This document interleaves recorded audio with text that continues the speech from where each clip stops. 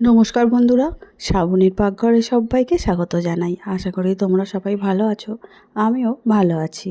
এই প্রচণ্ড গরম চলছে, এই সময় ঠিক আমার মতো করে চাল কুমড়ো দিয়ে শুক্তো বানিয়ে খেয়ে দেখো তো, দারুণ মুখ ছাড়বে আর খেতে কিন্তু দুর্দান্ত হয়। তো আমি সব কিছু কেটে কুটে নিয়ে চলে এসেছি। একটাই চাল কুমড়ো নিয়েছি একদম কচি, তারপরে আলু নিয়েছি টুকরো টুকরো করে, বড়ি নিয়েছি আর নিয়েছি উচ্ছে। সব কিছু ভালো করে কেটে ধুয়ে নিয়ে চলে এসেছি। এবারে কড়া বসিয়ে দিলাম, কড়ার মধ্যে অল্প করে সর্ষের তেল দিয়ে দিলাম। তেলটা চারিদিকে কড়ার একটু লাগিয়ে নিচ্ছি। আর তোমরা এখানে সাদা তেলের ব্যবহারও করতে পারো, কিন্তু সর্ষের তেলে করলে শুক্তো খেতে খুব ভালো লাগে। এবারে বড়িগুলো ভেজে নিতে হবে। তো বড়িগুলো ভালো করে নাড়াচাড়া করে ভেজে নিচ্ছি। এইভাবে যদি বড়িগুলো ভেজে নেওয়া হয় তেল দিয়ে, তাহলে কিন্তু খেতে দারুণ লাগে। এবারে চলো, বড়িগুলো ভাজা হয়ে গেছে, একটা বাটি করে তুলে নিচ্ছি। এবারে কড়ার তো তেল বড়ি সব টেনে নিয়েছে, অল্পই তেল দিয়েছিলাম। এবারে দিয়ে দিচ্ছি বেশ অনেকটা জল। এই জলটা গরম হলে এর মধ্যে চাল কুমড়ো আর আলুটা সিদ্ধ করে নিতে হবে। তার জন্য আমি দিয়ে দিচ্ছি পরিমাণ মতো হলুদ আর নুন।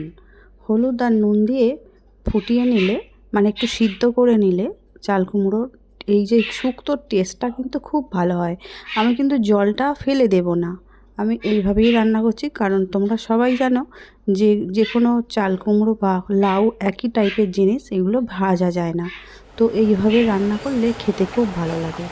ঢাকা দিয়ে 5 মিনিটের মতো খুব ভালো করে রান্নাটা করে নিয়েছি। আর সিদ্ধ হতে এখনও কিন্তু একটু বাকি আছে, পুরোপুরি সিদ্ধ হয়ে যায়নি। এই অবস্থায় আমি জলটা ঝারিয়ে নেব। ওদিকে জলটা ঝরতে থাকুক। এখন কড়ার মধ্যে আবারও একটু অল্প করে সর্ষের তেল দিয়ে দিলাম, দিয়ে ভালো করে একটু নাড়াচাড়া করে নিচ্ছি। এর মধ্যে আমি দেব যে ছোট ছোট করে উচ্ছে ভেজে রেখেছিলাম, সেই উচ্ছে টুকরোগুলো। উচ্ছেগুলো সুন্দর করে ভেজে নিতে হবে। মোটামুটি একটু ভালো করে না ভাজলে উচ্ছের গন্ধটা কিন্তু ভালো লাগে না, তাই নিজের পছন্দ অনুসারে ভালো করে ভেজে নিয়েছি, দেখতেই পাচ্ছ। এবারে একটা বাটির মধ্যে এই ভেজে নেওয়া উচ্ছেগুলো তুলে নেব।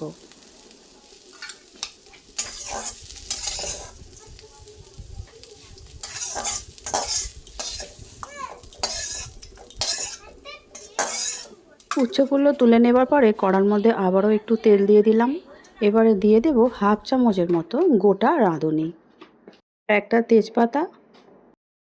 রাঁধুনি আর তেজপাতাটা দেবার পরে একটু ভালো করে ভেজে নিয়ে তার মধ্যে দিয়ে দেব আবারও হাফ চামচের মতো পাঁচফোড়ন। এখানে তোমরা রাঁধুনিটা ভালো করে বেটে নিয়েও দিতে পারো, আমি এমনিই দিয়ে দিলাম। আর সব কিছু একসঙ্গে ভেজে নিচ্ছি, খুব সুন্দর একটা কিন্তু এবারে গন্ধও ছেড়েছে। এই অবস্থায় যে জল ঝরানো লাউ আর আলু ছিল সিদ্ধ করা, সেটা দিয়ে দিলাম। খুন্তির সাহায্যে এবার নাড়াচাড়া করে একটু ভেজে নেব। ভাজা মানে একটু কষে নেওয়া আর কি, এই যে মশলাগুলো দিয়েছি তার সঙ্গে। 2 থেকে 3 মিনিট খুব ভালো করে নাড়াচাড়া করে একটু কষে নিয়েছি। এবার এই যে সিদ্ধ করার জলটা ছিল, সেই জলটা সম্পূর্ণভাবে এখানে দিয়ে দেব। আরও একটু প্লেন জল দিয়ে দিচ্ছি, কারণ সিদ্ধ হতে আরও একটু বাকি আছে। খুব ভালো করে খুন্তির সাহায্যে একটু নাড়াচাড়া করে নিতে হবে। তারপরে এর মধ্যে আমি দিয়ে দেব ভেজে রাখা যে উচ্ছে ছিল, সেই উচ্ছেগুলো এর মধ্যে দিয়ে দেব। উচ্ছে দেওয়ার পরে আবারও লাউ আর আলুর সঙ্গে ভালো করে খুন্তি দিয়ে মিশিয়ে নিতে হবে। এর মধ্যে আমি আগে থেকেই সর্ষে আর পোস্ত বেটে রেখেছিলাম, সাদা সর্ষে আর পোস্ত একসঙ্গে এর মধ্যে দিয়ে দেব। দিয়ে আবারও খুব ভালো করে একটু নাড়াচাড়া করে নেব। এই মুহূর্তে যে সকল বন্ধুরা ইউটিউব থেকে আমার ভিডিও দেখছো, যদি ভালো লেগে থাকে লাইক শেয়ার সাবস্ক্রাইব করে আমার চ্যানেলটির পাশে থেকে যাওয়ার অনুরোধ রইল। পাশে থাকা বেলটা অবশ্যই প্রেস করে দিও, তাতে যখনই নতুন রান্না ছাড়বো সবার আগে তোমাদের কাছেই পৌঁছে যাবে। ফেসবুক পেজ থেকে দেখছো বন্ধুরা, প্লিজ পেজটিকে ফলো করে দিও। দিয়ে দিচ্ছি স্বাদ অনুসারে চিনি। শুক্তোয় তেঁতোর সঙ্গে একটু মিষ্টি মিষ্টি ভাব থাকলে খেতে ভালোই লাগে। আর অল্প একটু নুন স্বাদ অনুসারে দিয়ে দিলাম, অবশ্যই নুনটা চেক করে দেখেই দেওয়া ভালো। ঢাকা দিয়ে আবারও 5-7 মিনিট খুব ভালো করে সিদ্ধ করে নিয়েছি।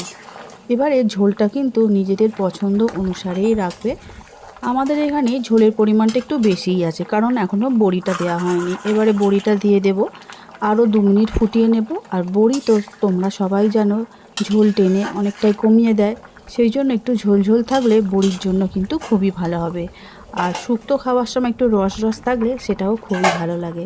2 মিনিট ঢাকা দিয়ে আবার খুব ভালো করে ফুটিয়ে নিয়েছি। আমাদের কিন্তু এখন চাল কুমড়োর শুক্তো একদম রেডি হয়ে গেছে।